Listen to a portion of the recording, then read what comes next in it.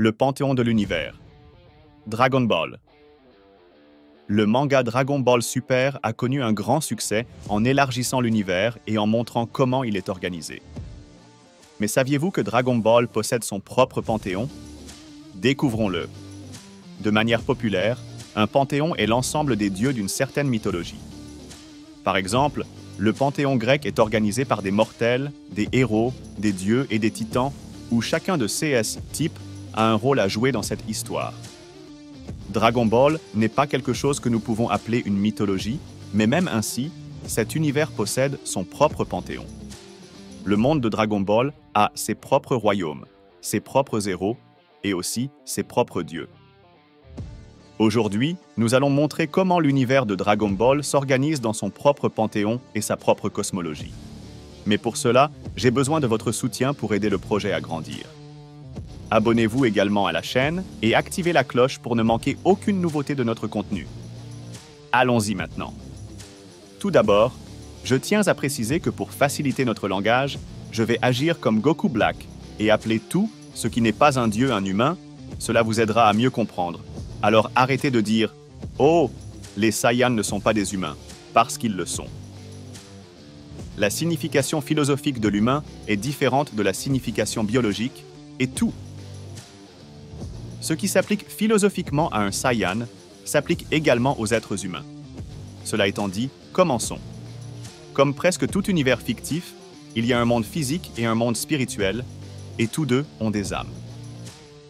16 âmes qui reçoivent l'autorisation d'aller dans le monde physique doivent prendre une forme, c'est-à-dire devenir humaines, ce qui, dans ce cas, serait représenté par la naissance d'un être vivant. Le dieu chargé de décider à la fois du corps de cette âme et de l'endroit où cette âme renaîtra est Enma Daioh.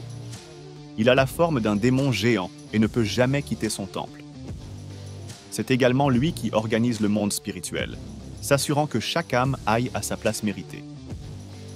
Si une âme s'est bien comportée lorsqu'elle était dans un corps, son destin sera le paradis, jusqu'à ce qu'un jour, elle reçoive l'autorisation de renaître. Si cette âme s'est mal comportée au point de commettre des crimes terribles, tels que des meurtres, le destin de ces âmes est l'enfer. Là, elles seront piégées et torturées avec des animaux colorés, chantant des chansons ennuyeuses, jusqu'à ce que tout le mal soit lavé, comme nous l'avons vu avec Frieza. Après ce nettoyage, elle peut enfin être utilisée par un nouveau corps. Mais ces âmes qui ont servi l'humanité comme de véritables héros peuvent rester avec leur corps et leurs souvenirs tant qu'ils sont vivants. Et parfois même, elles reçoivent une autorisation spéciale pour retourner sur leur planète pour une période déterminée, comme nous l'avons vu avec Goku dans la saga de Majin Buu. Alors d'accord, nous savons qu'Enma Daioh autorise les âmes à renaître dans des corps humains. Mais il ne sert à rien d'avoir des humains s'il n'y a pas d'endroit pour qu'ils vivent, c'est-à-dire des planètes avec une faune et une flore pour qu'ils puissent se développer, et c'est là qu'intervient une autre divinité extrêmement importante, les Kaioshins.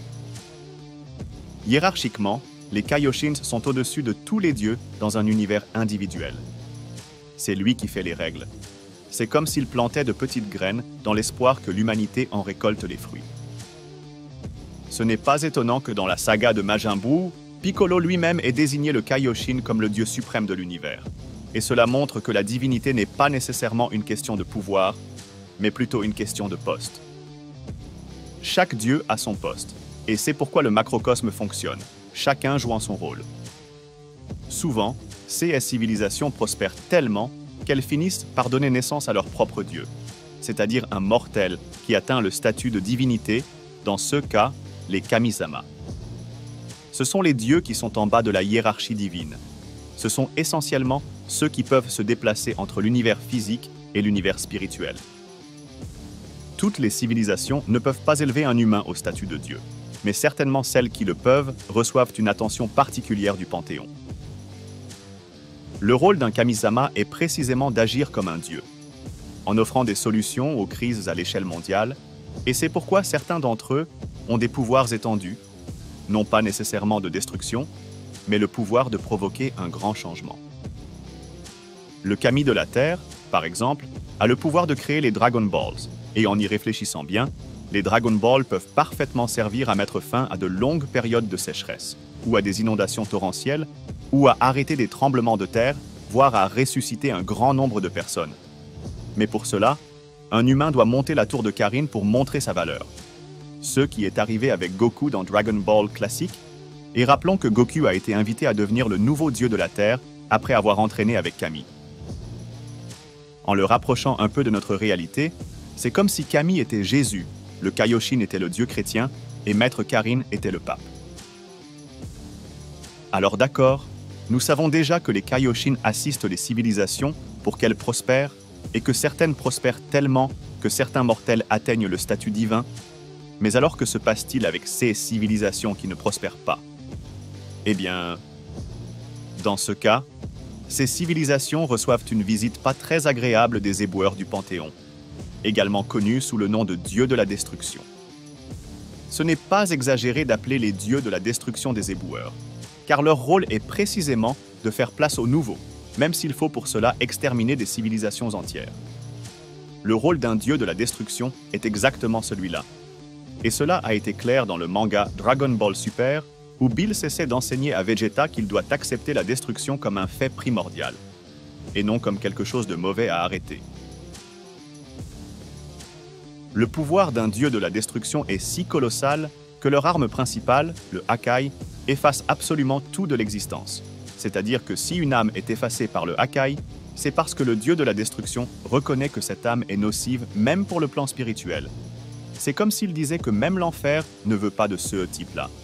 Et c'est pourquoi il utilise le Hakai, car il reconnaît que tout cela a tellement mal tourné qu'il ne mérite pas une seconde chance.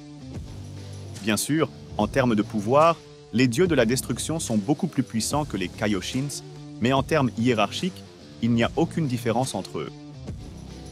Ils sont tout aussi importants pour le fonctionnement de l'univers, et c'est pourquoi la vie de l'un est conditionnée à la vie de l'autre. Mais il faut rappeler qu'à la différence des Kaioshin, les dieux de la destruction ne naissent pas en tant que dieux de la destruction. Ce sont initialement des humains qui atteignent le statut divin et suivent un type de rituel et d'entraînement pour devenir un dieu de la destruction. Mais bien sûr, l'univers est bien trop grand pour être surveillé par un dieu de la création et un dieu de la destruction, et c'est pourquoi il existe les dieux Kaio, ou Kaio cardinaux. Actuellement, l'univers Seven compte four de ces ES dieux, qui sont les Kaio de l'Est, de l'Ouest, du Nord et du Sud. C'est pourquoi ils s'appellent des Kaio cardinaux. Et leur rôle est très simple, observer. Ils ont une paire d'antennes qui leur permet de communiquer avec pratiquement n'importe quelle civilisation de l'univers. Mais ne confondez pas cela avec l'omniscience et l'omniprésence, car ils ont aussi des défauts et ne peuvent pas regarder plusieurs endroits en même temps. Mais c'est maintenant que les choses changent de cap dans la réflexion, car tout ce que j'ai dit s'applique exclusivement à One Univers, alors qu'il existe actuellement 12 univers. Autrement dit, chacun de ces 12 univers possède son propre dieu de la destruction, son propre Kaioshin, ses propres Kaio cardinaux, etc. Mais il existe un seul dieu qui est au-dessus de tous les univers, et c'est le grand Zeno. Zeno est essentiellement un bébé qui a le pouvoir d'effacer absolument tout, et c'est tout, même le multivers entier s'il décide que cela doit être fait. Dans le manga Dragon Ball Super, dans la saga de Goku Black, le Kaioshin lui-même a dit à Goku que Zeno est complètement indestructible. Il est impossible de le tuer, donc même si Zamasu détruisait l'univers entier, Zeno continuerait d'exister. Mais comme c'est un bébé sans aucune responsabilité, il est assisté par le grand prêtre, qui est l'ange le plus élevé du multivers. Il agit essentiellement comme le cerveau derrière Zeno, et selon Whis, il est l'un des 5 êtres les plus puissants de tout le multivers. Le grand prêtre est chargé d'envoyer ses enfants, qui sont des anges, pour aider les dieux de la destruction, en leur offrant ce qui est nécessaire pour accomplir leur tâche de maintenir l'univers en équilibre. Mais Zeno est-il l'entité suprême derrière tout le macro-univers de Dragon Ball?